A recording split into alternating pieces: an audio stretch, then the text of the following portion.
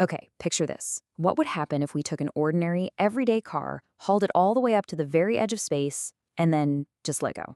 I mean, would it fall straight down like a rock? Would it burst into flames and burn up completely, like a shooting star? Could it possibly hit the ground at supersonic speeds? Or would something completely unexpected happen? Well, welcome to today's Explainer. We're going to walk through a massive, completely fictional thought experiment. We are using real physics here, but just to be 100% clear right up front, nobody has actually taken a four-door sedan into orbit and shoved it out an airlock. But through the magic of science, we can figure out exactly what would happen if they did. So it sounds like a pretty simple scenario, right? You take a car, you drop it, and it falls. But the physics of falling from the edge of space are wildly different from just, say, dropping something off a tall bridge. The journey from the quiet, freezing vacuum of extreme altitude all the way down to solid ground involves some of the absolute most brutal forces in nature. To the edge of space. Before we can drop this car, we actually have to get it up there. And a really important thing to understand is that there is no sudden, magical, glowing wall between Earth's atmosphere and outer space. You don't just cross a finish line and suddenly find yourself floating in a vacuum. Instead, as you go higher and higher, the atmosphere just keeps getting thinner and thinner. Eventually, at about 100 kilometers, which is roughly 62 miles above the Earth's surface, the air is so unimaginably thin that standard aerodynamics just completely stop working. This 100-kilometer mark is the widely accepted boundary of space. It's called the Kármán line. So this is exactly where we're parking our fictional car. Now, getting a 2-ton vehicle up to 100 kilometers is our very first massive engineering hurdle. You definitely can't just attach a car to an ordinary commercial airplane. Airplanes rely on air passing over their wings to generate lift, and their engines absolutely need oxygen to burn fuel. But at the edge of space, there is practically no air pressure and virtually zero oxygen. So our team of fictional engineers would have to strap this car to a heavy-duty rocket. And up here, at the release point, the environment is intensely hostile. It is dead silent, there's essentially no atmospheric pressure, and the cold is absolute extremes. Honestly, the car would be frozen completely solid before we even started the experiment. Section 2, the long fall down.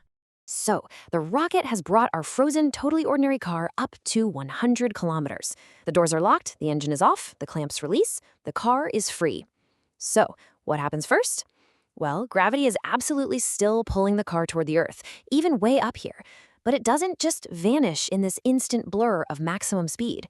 Because the atmosphere is so incredibly thin at the Kármán line, there's practically nothing pushing back against the car to slow it down.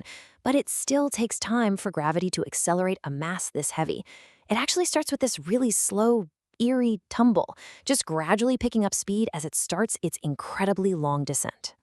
And this is exactly why a spacefall is not like a normal fall.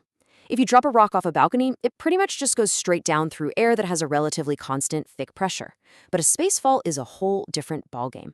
Our car isn't just falling straight down. The Earth is a giant curved sphere literally spinning beneath it. Depending on how it was launched, the car probably has some sideways velocity too. Plus, as it falls, it's passing through layers of atmosphere that are rapidly changing, going from a near vacuum to thicker, denser air. So the trajectory would actually be this massive, sweeping curve, not just a straight vertical line. Section 3, hitting the atmospheric wall. For the first couple of minutes, the car is just quietly falling and accelerating in the thin upper atmosphere, moving faster and faster. But, that quiet can't last. As the car plunges deeper into the Earth's atmosphere, the air gets thicker. And because the car has been accelerating in a near vacuum for miles, it is moving unimaginably fast. The air simply can't get out of the car's way fast enough. First, the car compresses the air right against its front bumper and windshield. And when you squeeze a gas that quickly, it heats up dramatically. We are talking about rapid, intense heating, literally turning the air around the car into a superheated plasma. And finally, you get structural failure. An ordinary family sedan is simply not designed to act as a supersonic battering ram against a wall of thick, superheated air. The physical reality of this moment would be absolutely terrifying. The extreme aerodynamic forces and that searing heat would go to work instantly. The rubber tires, they'd superheat, blow out, and just melt or shred away. The standard safety glass of the windshield would shatter and literally blow inward from the immense pressure. The paint would scorch and peel off in seconds, and the metal hood and panels would warp, groan, and likely get ripped right off the chassis. Now, it's pretty important to note here, unlike a big Hollywood blockbuster, the car might not just instantly vaporize into a neat little ball of ash. Whether it burns up entirely actually depends heavily on its aerodynamics, its orientation, and exactly how fast it's going. But make no mistake, it is getting violently ripped apart. Section 4, Impact and Terminal Velocity. Let's play devil's advocate for a second and assume the heavy, dense engine block in the core frame of the car somehow survive this fiery atmospheric entry. It's battered, it's scorched, it's totally missing its doors. How fast is this wreckage actually going when it gets close to the ground? Well, terminal velocity is basically nature's speed limit for falling objects. It's the maximum speed an object reaches when the pull of gravity is perfectly balanced by the upward push of air resistance. A car drop from a building hits the ground fast, sure, but it doesn't have the time to reach its absolute maximum speed. Now compare that to a spacecraft returning from orbit. Those vehicles are moving at about 17,500 miles per hour sideways before they hit the atmosphere. Our car sits somewhere in the middle of all this. It has immense speed from the fall, but it isn't moving at orbital speeds. As the mangled car hits the thickest air right near sea level, that air resistance acts like a giant invisible brake. It'll actually slow the car down to its standard terminal velocity, probably a couple of hundred miles per hour, right before it hits the ground. But listen, even slowed down by the thick air near the ground, the final impact is utterly devastating. Hitting the dirt at hundreds of miles per hour means an enormous transfer of kinetic energy. The mangled frame, the heavy engine block, whatever is left of the axles, they're going to smash into the earth, cratering the surface, and instantly destroying whatever tiny bit of structural integrity the vehicle had left. It is, without a doubt, a total loss. Section 5. Re-engineering the car. Seeing this level of total destruction naturally makes us wonder, could we cheat the system? Like, what if we really, really wanted this car to survive the fall and land in one piece? If our fictional engineers went back to the drawing board to guarantee its survival, they'd have a pretty massive checklist. They would need to strip out the standard steel and replace it with specialized heat-resistant materials. They'd have to reinforce the entire skeletal structure just to handle the crushing G-forces. They'd need special internal insulation, a huge ablative heat shield on the bottom to deflect all that superheated compressed air we talked about, and of course, a controlled descent system, like massive parachutes to slow it down before impact.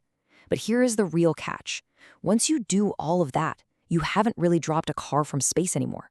You've basically just built a high-tech spacecraft that vaguely happens to look like a sedan. Section 6. The ultimate enemy. This whole thought experiment brings us to a really fascinating realization about the physics of our planet.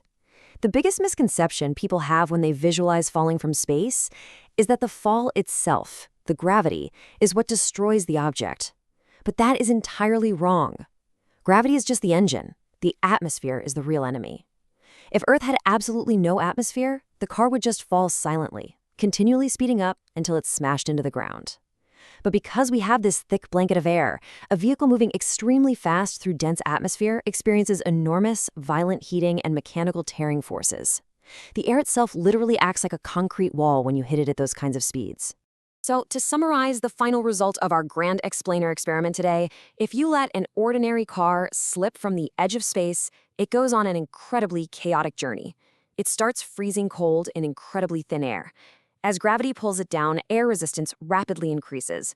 This triggers a massive buildup of intense heat as it hits the thicker atmosphere, causing severe mechanical stress that blows out windows and rips off metal.